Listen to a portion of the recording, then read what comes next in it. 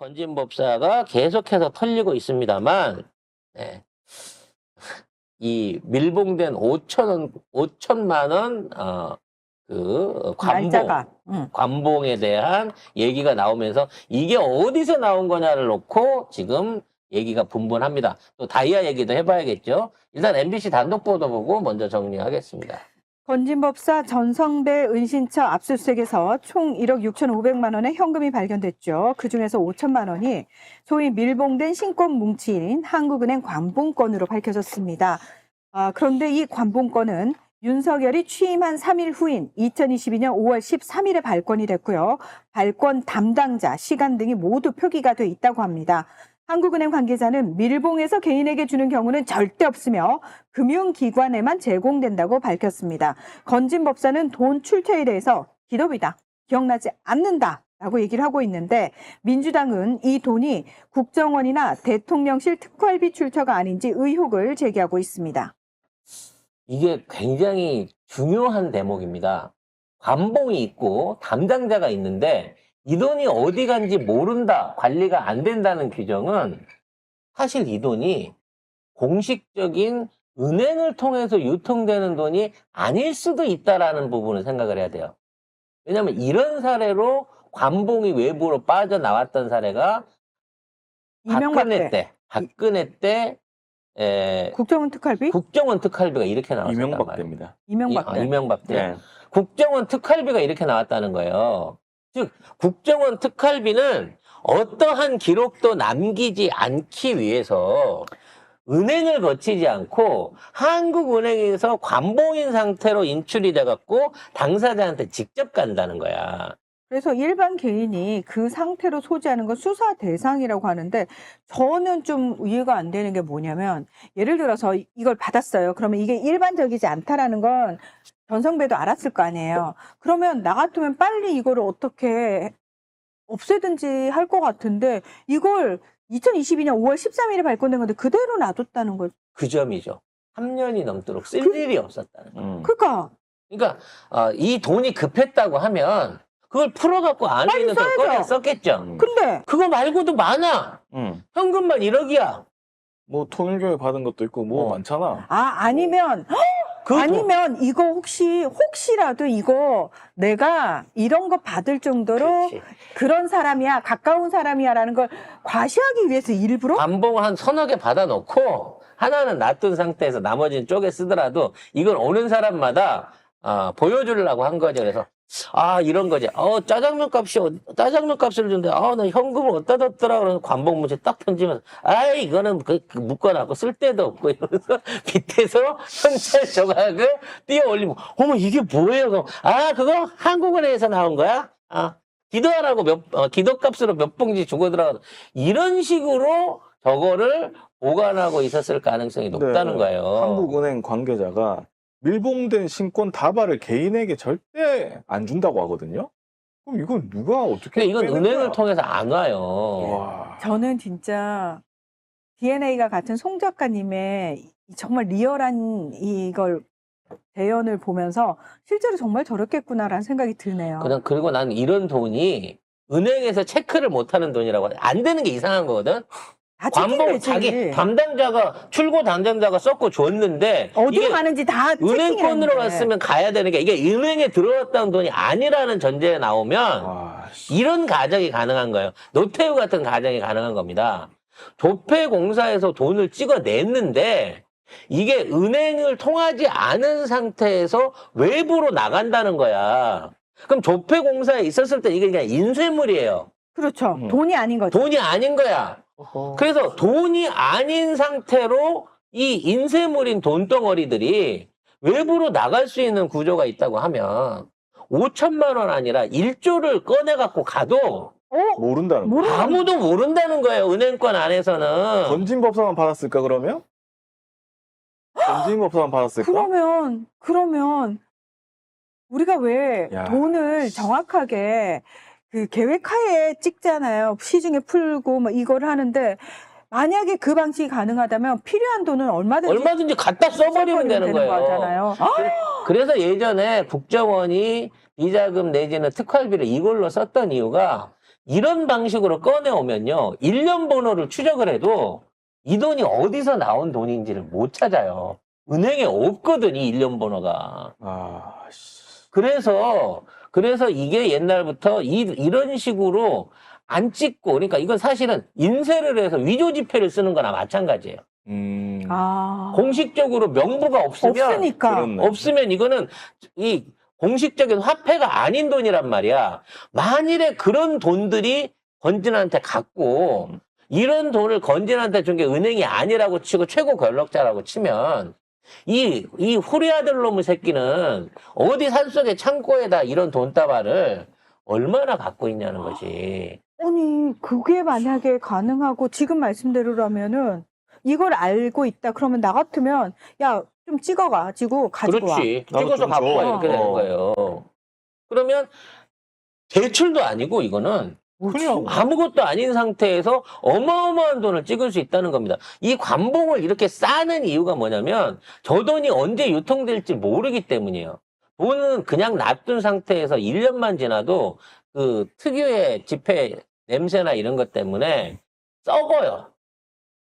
돈이 썩기 시작하게 되면 엄청나게 심한 부패 냄새가 나거든요. 그래서 그 목돈을 오래 보관하는데 저렇게 공기가 안 통하게 내부로 팽팽 싸는 이유가 부패 방지를 위해서 저렇게 쓴단 말이에요. 저런 돈을 묻어놓으면 10년, 100년 있다 꺼내도 여전히 똑같이 활용될 수 있는 돈이라는 겁니다. 그리고 몇 번을 얘기하지만 저런 돈은 나중에 가갖고 이게 쉽게 말하면 이제 1년 번호를 찾는단 말이야. 그럼 이렇게 관봉으로 오면 1번부터 5,000번까지 이 번호가 근데 기록이 돼 있거든. 네. 원래 은행권에는. 네. 근데 이런 돈은 기록이 안 돼 있으니까 비슷한 은행권 번호로 찾아요. 예를 들면. 그러면 예를 들어 내가 이 번호가 있다 그러면 그 번호를 뒤져보면 비슷한 1년 번호가 어느 은행에서 취급돼서 유통됐다는 게 나오는데 이 돈을 쓰면 그게 안 나온다니까.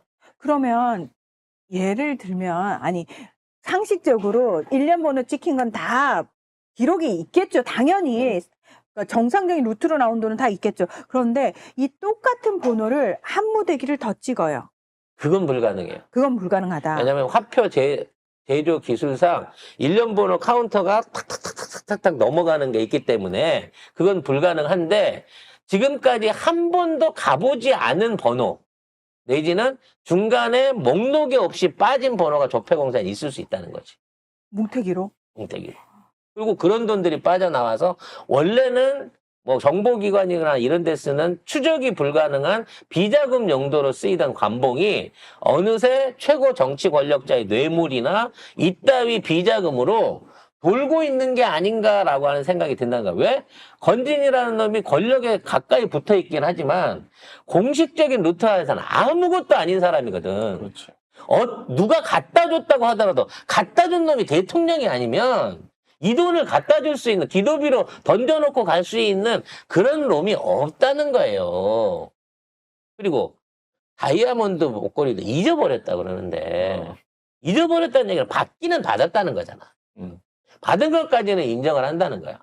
애초에 나는 받은 적이 없다 그러면 쉽게 끝나거든요. 근데 받은 적이 없다고 하기에는 저쪽이 뭘 갖고 있을지 모르니까. 그러니까 증거를 가지고 있겠죠. 통일교 측은 반드시 어떤 형태로든 영수증을 쥐고 있다니까요. 그래서 받았기는 받았는데 건희한테는 안 갔다라는 차원에서 지금 건진이가 잊어버렸다고 하는 거야. 만에 하나 이게 잊어버린 거라면 건희가 그땐 가만 안 있지. 네 돈으로 사내든가 현금으로 보상을 하든가 그 지랄을 하면서 난리를 폈겠지. 아니 건희 성격에 이거 너 갖다 주라는 금목걸이 저 다이아인데 내가 잊어버렸거든. 안 줘도 되지. 이 말이 통할 것 같아요, 김건희. 아니 그럴 수도 있죠. 예를 들면은 그때 받아놓고 잊어버렸다. 그래서 김건희는 받은 사실조차를 모르다가 이번에 뉴스를 보고 알 수도 있죠. 통일교 관계자다.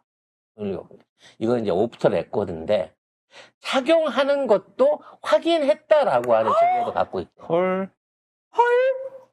그게 구체적으로 뭔진 몰라. 근데 김건희가 착용했다라고 하는 증거도 갖고 있다 그랬어요, 제보자가. 뭘까요, 그게? 아마도 그런 거를 착용하고 있는 사진을 갖고 사진 있거나 있겠지. 아니면 카톡이나 뭐 음성 녹음으로 저희 보낸 목걸이는 잘 받으셨죠? 그럼 성렬이가 그 마누라가 참 좋아해요. 뭐 요렇게까지 돼 있는 일종의 증거를 갖고 있다는 거예요, 저쪽은. 근데 지금 통일부 본단에서는 모른 척 하고 있다는 거지. 잃어버릴 수가 있나? 6천만 원짜리를. 난 살 떨려서 못 사네, 이런. 6천만 원짜리 받는 순간 난 이건 잊어버릴 수가 없어. 그냥 내 손가락이나 뭐 머리털이 빠지는 경우는 있어도 이 6천만 원짜리를 내가 바지 주머니에 넣고 다녔다. 흘렸네? 큰일 나. 이러지는 않을 것 같다는 거지. 잃어버릴 수가 없습니다. 그래서 이 정도의 뭐가 왔다 갔다 했다고 치면 뇌물의 규모가 이 정도로 치면 하려고 했던 일은 얼마나 컸겠느냐는 거야. 큰일 도모하자 그랬다면서. 에휴. 그래서 제가 자꾸 통일교 비자금 얘기를 하면서 얘기했던 금융권하고 같이 뭔가 큰일을 하려고 했던 거 아니냐. 이번에 추가로 녹취가 확인된 게 뭐냐면 히림도 불러라예요. 히림도 불러라. 히림? 히림도 같이 불러서 큰일을 도모하자고 했다는 거야. 그 얘기는 뭐예요? 히림 건축이 끼어가지고 뭔가 부동산이나 건물 개발이나 뭐 신축이나 이런 사업들을 같이 크게 도모해보자는 얘기 아니겠어요? 결국은 송 작가가 얘기한 대로 지금 통일교가 쥐고 있는, 통일교가 아니라 통일교 밑에 세계평화재단이 쥐고 있는 그 어마어마한 부동산들을 국가와 함께 공동으로 개발해갖고 수익을 만들 수 있는 큰 일을 해보자라는 차원에서 김건희와 히림 그리고 국가기관의 권력이 너무나 필요했다는 거예요. 그러니까 내가 이렇게 사업을 해야만 이런 안테나들이 나한테 와서 꽂히는 거라니까 결과적으로 따져놓고 보면. 나도 그 관련해갖고 영평 리조트 관련해서 그쪽에 있는 부지 개발 뭐 이런 얘기들 나도 전달해서 들었거든.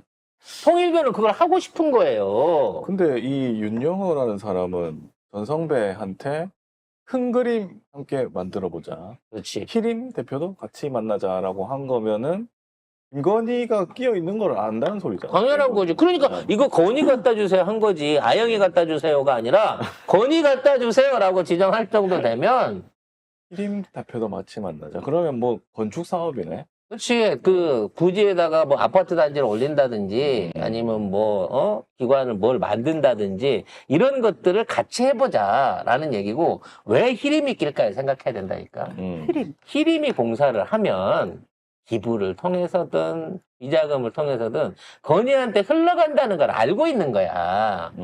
이게 그 창구인 걸 알고 있기 때문에 히림도 같이 만나자 그러는 거지. 예를 들어 순수하게 뭐 인허가나 일만 하는 걸로 해갖고 하려고 하면 대한민국 건축사가 얼마나 많은데 굳이 히림을 끼워 넣겠느냐는 거지. 히림 대표가 있어야 일이 더 원활하게 풀릴 수 있게 만들자라는 얘기고 그거는 배우의 윤건희가 있다고 봐야 되는 거예요. 에이구, 진짜 어디까지 헤쳐먹는 거야 도대체. 건진법사의 재산 규모에 대해서 우리가 진짜 세밀하고 자세하게 뒤져볼 필요가 있습니다. 부인 계좌에 6억 4천이 있대요.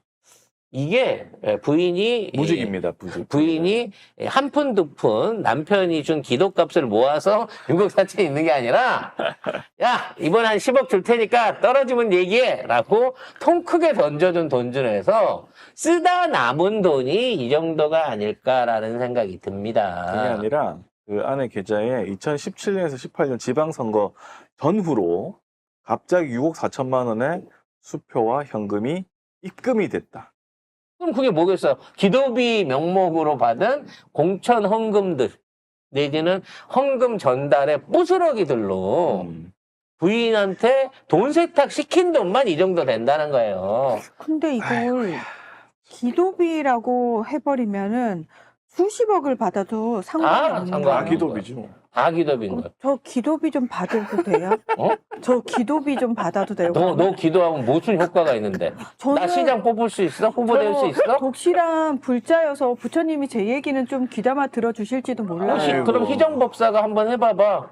그냥 일단 기도비라고 계속 우기면 되는 거죠. 그렇지, 우기면 되는 건데 결과가 없이 우기잖아? 네. 그러면 백제로 들어와. 네가 기도를 했는데 네. 그냥 봉화군수 같은 거 이렇게 그때 어디였지? 지금 된 사람? 돈 내고 이번에 걸린 사람? 봉화. 봉화. 봉화군수처럼 기도를 했는데 진짜 내가 봉화군수가 돼야 돼. 아, 그래요? 그게 진짜 기도비를 받는 거지. 안 되잖아? 그때는 사기. 신체 포기각서 써야 된다니까, 그때 그래요? 가면. 네. 그리고 더 이상 다른 사람이 기도하러 안 와. 아, 그게 저 집이 문제구나. 기도빨 내킨다라고 소문이 나야 기도비가 점점 더 높아진단 말이야. 도대체 이 새끼는 기도를 얼마나 많이 해주고 얼마나 많이 해쳐서 받은 거야. 그렇답니다. 그러니까 조카의 매형에 이런 새끼들까지 이 이름 팔아가지고 전부 다 돌아다니면서 룸사를 가다 공짜 술이나 먹고 이지랄 하고 있는 거 아니에요. 에휴, 그래서 이 건진법사가 하늘님이라고 불렸다고 합니다. 정치인, 뭐 검찰 기업들이 기분 좋으셔. 법사님이라고 보면 싸가지 없는 거야. 하늘님이라고 부를 정도까지 영향력이 대단했다는. 그러면 김건희는 뭐 성모 마리아라고 불러야 되는 거야? 어우, 얘가 하늘이면? 저기 가톨릭 신자들한테 고발당해요. 아, 그런가? 네. 조심하세요. 그 성자가 성스러운 성자 아니에요. 자, 아무튼 하늘님이라고 부르기까지 했다는데 한번 보시죠. 건진의 휴대전화에는 하늘님이라 칭하면서 공천이나 임명 청탁을 요청한 인사들의 문자, 이력서, 명함이 다수 발견이 됐는데요. 실제로 일부 인사들은 선거에 당선되거나 공기업에 임명이 됐다고 합니다. 예비 후보자들은 건진에게 경선 없이 신인 발굴로 챙겨달라. 은혜를 머리에 이고 살겠다. 이런 표현을 사용을 했다고 하고요. 건진은 본인이 대기업 중 나를 모르는 곳이 없다. 이러면서 자신이 재력가들과 폭넓은 인맥을 가지고 있다고 검찰에 진술을 했다고 합니다. 아유, 고위공무원, 운동선수, 연예인, 나 운동선수 한 명 알아요. 이천수겠지 뭐. 뿐이겠습니까? 네. 뭐. 너무 그런 웃긴다요. 사람들이 다 왔답니다. 다 오고요. 뭐 노건의 멤버, 미스 코리아부터 시작해갖고, 제가 아는 실질 몇몇 사람들도 지금 건진법사를 말 그대로 신처럼 떠받들고, 있는 그런 사람들. 미스 코리아는 왜요? 미스 코리아는 왜요? 모르지. 뭔가 또 은혜를 받았나 보지. 아무튼, 막 신처럼 모시고 사는 사람들을 제가 취재 과정 중에 몇 번 보기도 했습니다. 아이고. 에휴. 국정농단이 이렇게 일어나는 거예요. 이 법사에 의해서 일어나네, 참. 이게 아무튼 나라가 이래. 하여튼 꼬라지가 이 법사놈이 저지르고 다니는 일이 얼마나 많을 것인지 탈탈 털어야 되겠고요. 이 법사의 모든 힘의 배경이 결국은 김건희, 그리고 김건희가 이용했던 검찰과 윤석열, 그리고 이런 토대를 만들어낸 르네상스와 볼케이노 안에서 다 만들어졌었다. 그 모든 원인은 다 르네상스 지하와 6층에 있었다라는 얘기를 해야 될 것 같습니다. 아니 요즘 뭐 미스 코리아, 감귤 아가씨 이런 거 다 의미 없는데 뭐하러 그런 거에 목숨을 되고 난 다음에 의미가 있죠. 되고 나서도 의미 없어요 아니요. 요즘. 되고 난 다음에 먹고 살려면 의미가 생긴다. 프로필에 한 줄 쓰는 거니까. 아니 그거 어디에 의미가 있어? 대중들한테는 더 걔들이 어필 뭐 하고 못할- 사는데요? 걔들이 평범하게 어디 회사에 일하고 뭐 편의점 알바해서 먹고 삽니까? 걔들은 걔들대로의 또 살아가는 세계가 필요한 거야. 그 수요 공급을 조절해 줄 수 있는 사람이 필요한 거고. 아, 나는 그런 세계 모르고도 잘 먹고 잘 살아. 그걸 네가 많이 먹는 거는 잘도 아니고 네가 사는 게 잘 사는 게 아니라고. 무슨 말이야? 그걸 잘했던 사람이 김건희였다. 그렇죠. 난 결국은? 당당하게 내 손으로 벌어서 옛날부터. 내가 내 노동으로 내 땀 흘려서 나 잘 먹고 잘 살았어. 그게 잘 먹고 잘 사는 거지. 이 나라가 안동 김문의 150년 세도 정치 때보다 더 썩어 있다는 겁니다.